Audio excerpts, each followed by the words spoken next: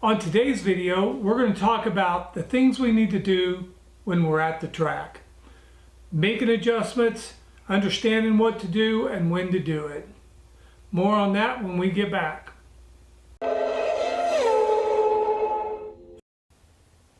Hey, on this video, we're going to discuss a few things about what to do at the track. We're going to break it down into three parts. How to determine what adjustments to make.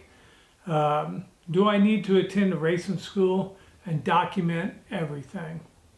So before we get started, let's like, share, subscribe, hit that bell or that button or whatever that thing is. Talk to the algorithm.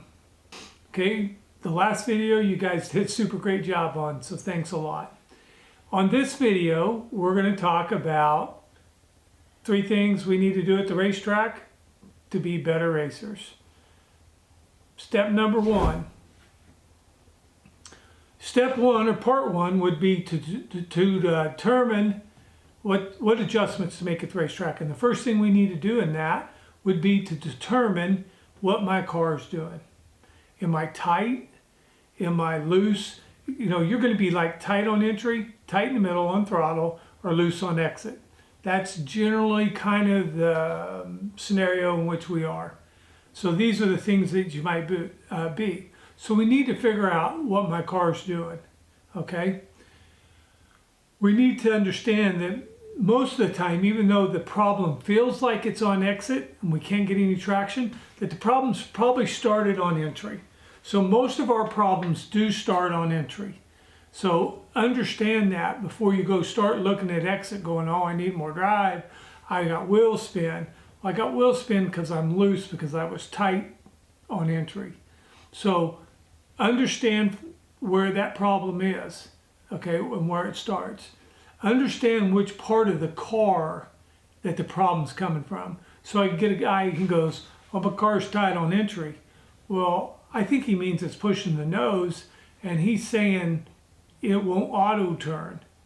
So we have to break them barriers down.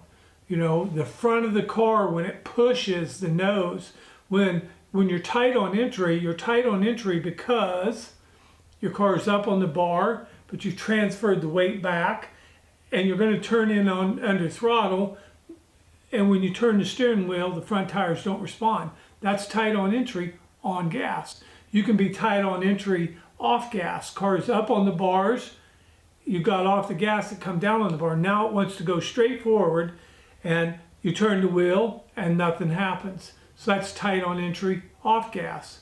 Tight in the middle is generally a major problem, but does come down to a few factors.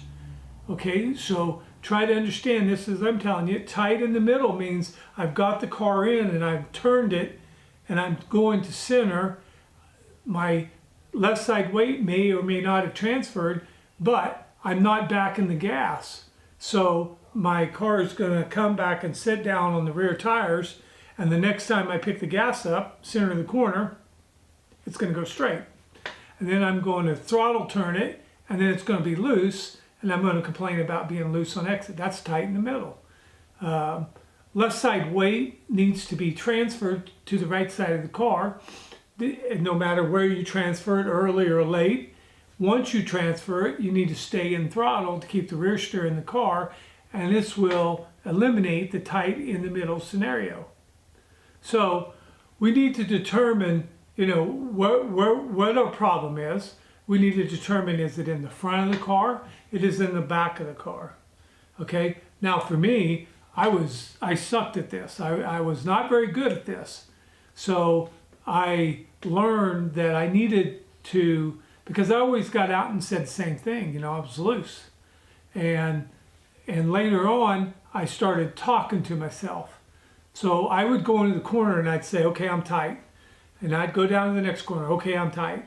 And when I would get out of the car, they'd go, well, how was your car handling? I'm like, it's loose. You know, and I got to thinking, well, why am I saying tight all the time? Because I said it was tight all the time. So I had to physically speak out loud what my car was doing. I'm tight on entry. Okay, I missed my center. I missed my apex. I missed my turn. I'm loose on exit. I had to vocally say, this is my problem. It doesn't matter. Whatever you got to do to understand what your car's doing.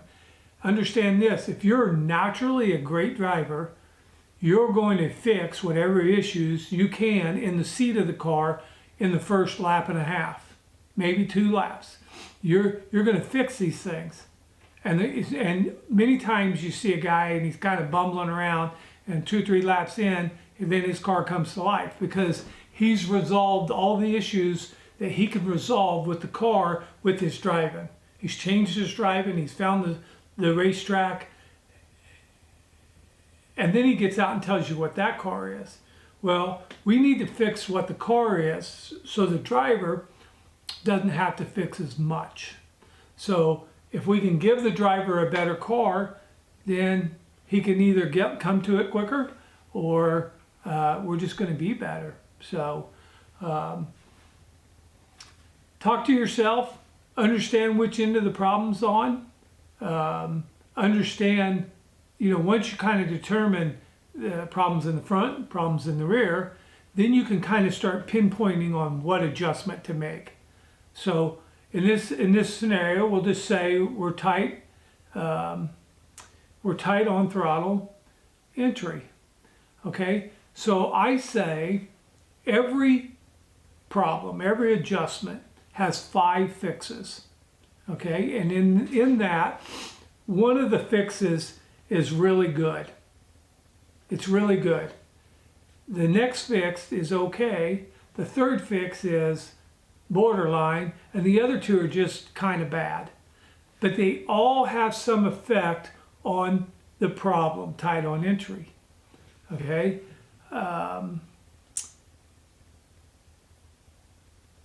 And generally, the one that we choose might be the one that we understand the best.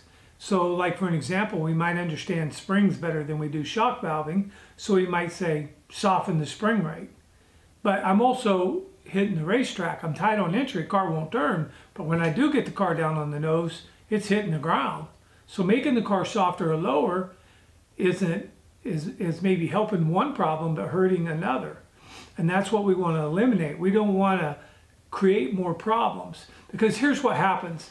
A guy makes this change and he goes, greatest thing I ever did. Greatest thing I ever did. Love it to death.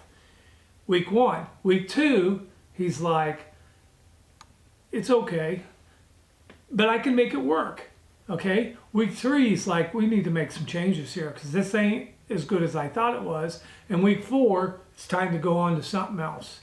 So when he told people, man, greatest thing I ever did, softening them springs, that 400-pound spring is perfect.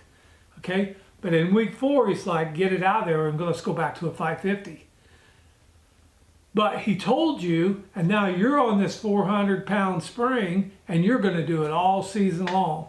And you're going to struggle at doing, and you're going to look over there and you're going to go, well, Joe Bob's pretty good on that 400, but boy, I'm fighting it. Well, he ain't on no 400, he's on a 550. So you got to understand that everything you do has positives and negatives to the outcome of the car. And what we want to do, and often the thing that should be done, is the one that requires the most work. Okay, so if you pick something, if you have, I could do this, I could do that, you might stop and think, well, which one's easier? And then, it's this one, do this one. Okay, but you need to start understanding these adjustments and how they're affecting what you're looking at and other parts of the car. Because this is what's going to make you a really good racer and a really good, like your own kind of crew chief in understanding the car. Is you get out and you say, we need more rebound. We need better low-speed rebound. We need to lower the car a little bit. We need to maybe take a look at our down number and the position of our down number versus the roughness of the racetrack. So maybe we're on a super smooth track.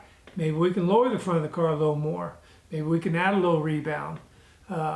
So try to make the best adjustments you can, because those adjustments are going to have less ill effect on the overall outcome of the car. Okay? Find somebody to video your races. Okay, we talked about this very thing today, was an event that happened to us early testing last year, and if we could, it was a very good learning tool, and it needed to be videoed. And I always suggest video your test. If you go test, I mean literally test, rent a track and test, try to get video, 4 or 5 people videoing. Okay, it's going to be very boring for them because they're just going to sit in the grandstands and video. One's going to be in turn 1 videoing. One's going to be in turn 3 and 4 videoing. Get them to video the entire time you're there. I mean, they don't have to video while you're working on the car, but get them to video and help them to understand what a good video is. That you can really see the car working. You can see the direction of the tires. It's in focus.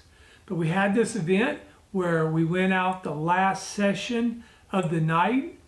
It was cold, the track was burnt up, and we turned our fastest laps by 3/10, and we had our slowest exit by far, but we had our best entry.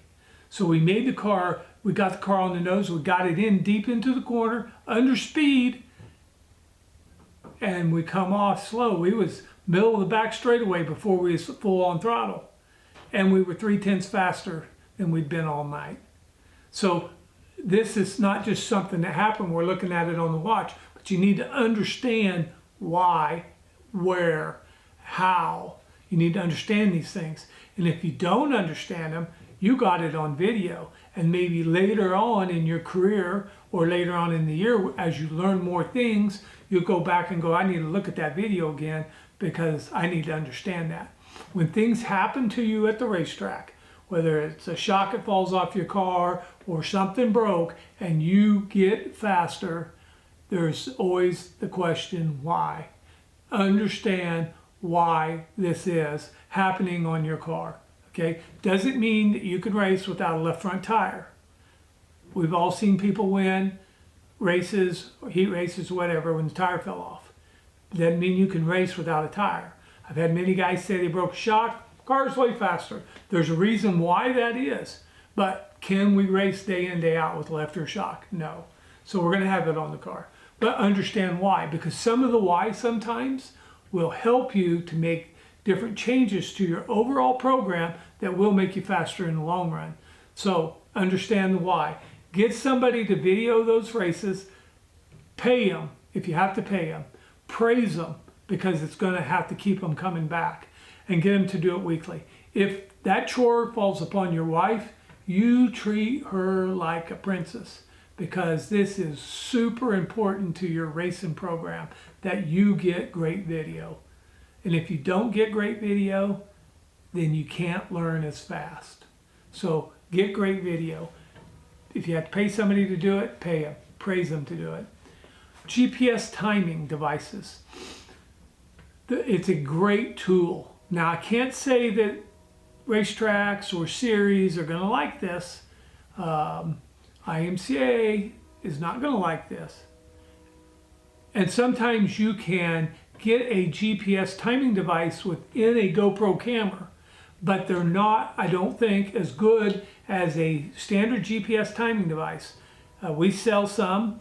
They are what they are. You can go out and get your own, but I sell some, and they're gonna have markup in them. So understand that.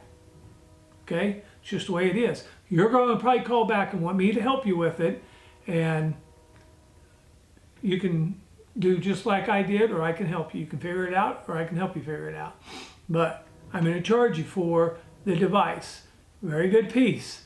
Like I said, it may or may not be legal, but what you can learn from a GPS timing device is precious. It's where's the speed out on the racetrack? How do I create speed when I'm on the racetrack? And how do I know I'm creating speed when I'm on the racetrack?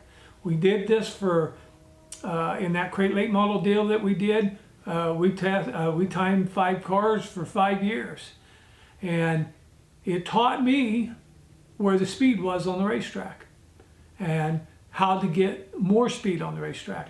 Okay, the things I'm teaching you today are coming from that time we spent doing that.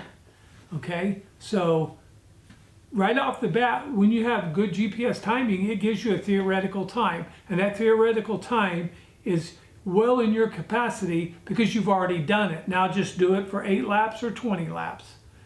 That's theoretical timing, and you can cut seconds off of your entire race and tenths off your laps.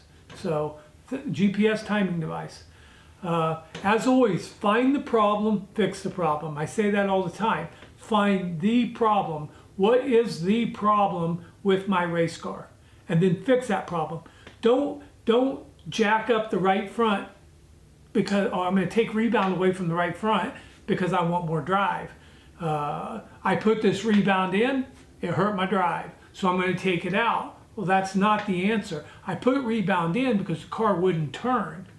Now maybe I can balance it a little bit, but leave the rebound in there and add drive to the car to balance the drive versus turn. Okay? And we will make a whole separate video called drive versus turn versus balance. And we need to understand that. It may not be a long video, but we definitely need to understand that. Okay? Part 1 of how do I determine what adjustments to make when I'm at the racetrack. Video goes a long way. Telling yourself what the car is doing, learning what the car is doing, learning what end of the car it's on. Do I have speed on the racetrack? Find the problem, fix the problem. Part 2. Do I need to go to a driving school to learn?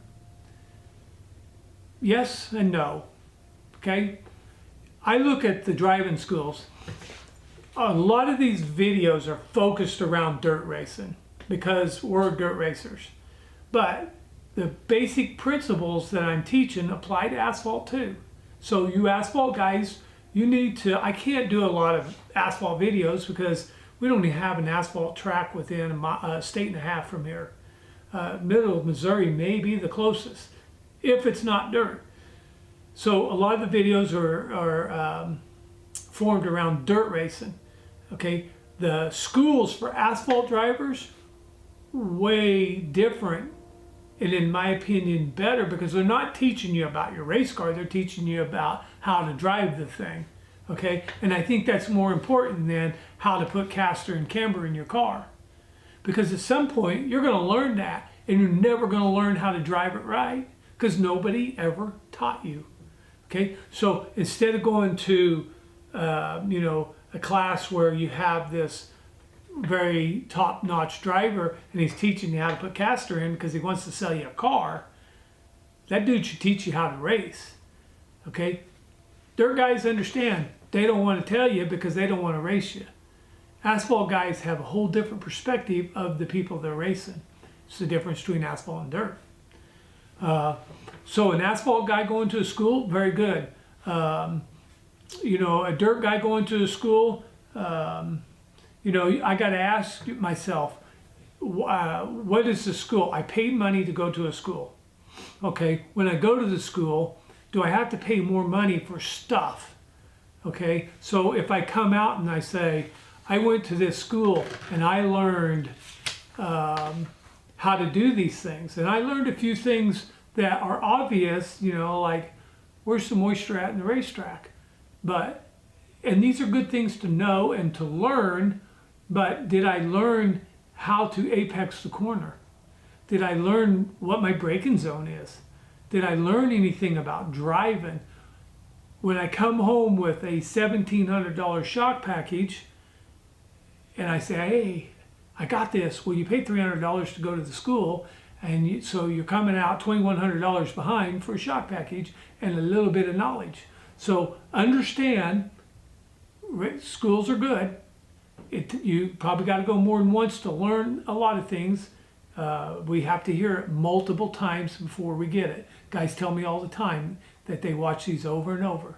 So Yes, schools are good, but understand what's the structure of the class. Am I going to this school and is the school being taught by a chassis builder that's trying to teach me about my chassis because he doesn't want to sell or hand out a setup book? Or is this school being put on by a driver that's trying to teach me how to get around the racetrack in the fastest fashion? So understand what you're going for, okay? And I understand that a lot of guys think that the technical side of the car is more important than the driving side, but it ain't. What wins races is sitting in the seat of that car. And the better you are in the seat of that car, the better you're going to be on the racetrack and the better your results are going to be. So great drivers have always been great in the seat. Now, that doesn't mean they're getting in the seat with really crappy cars. It means when they get in the seat with a good car to a really good car, there's going to be a really great outcome. So understand why you're going to the school. The next question we get on that is, can I learn from Sims? And we also had this discussion this very day. And I told him, I said, I watch a lot of Sims driving school tips on asphalt and the braking zones and when they apex, when they turn, how much throttle, how much initial brake they had. These things are all very dictated to corner speed. And you see the improvements by them doing it at different times in the corner. And I feel 100% that that's effective on the racetrack. But when I watch it in dirt, there are more variables.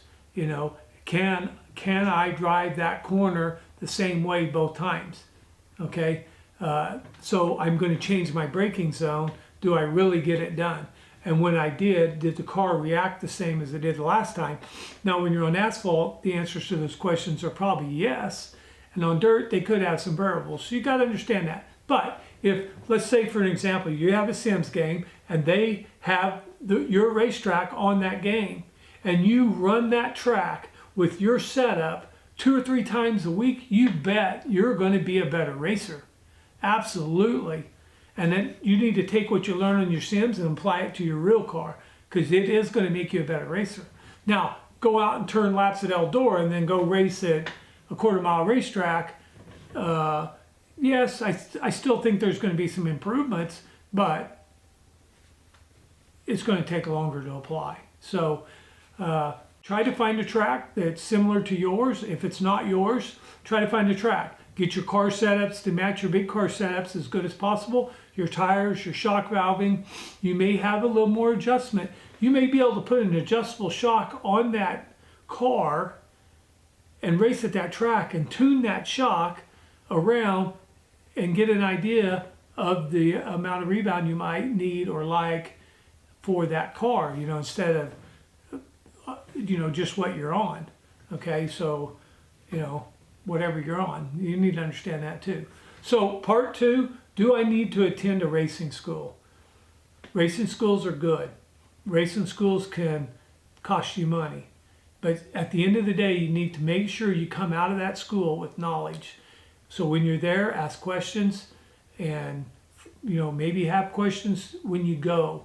Be prepared because it's money. You know, it's a shock, it's 2 shocks, it's tires, it's pit passes. It's all money you could have spent at your program. So make sure you spend it wisely. Part 2. Part 3. Document everything. Okay, this is not the fun thing. Documentation in racing, you know, first year engineer, first 5-year engineer, all you do is data input. Documentation, okay, you're going to document a lot of stuff. And if you're not a document type guy, you're not going to enjoy doing it. And you're real quickly going to go, this is a waste of time.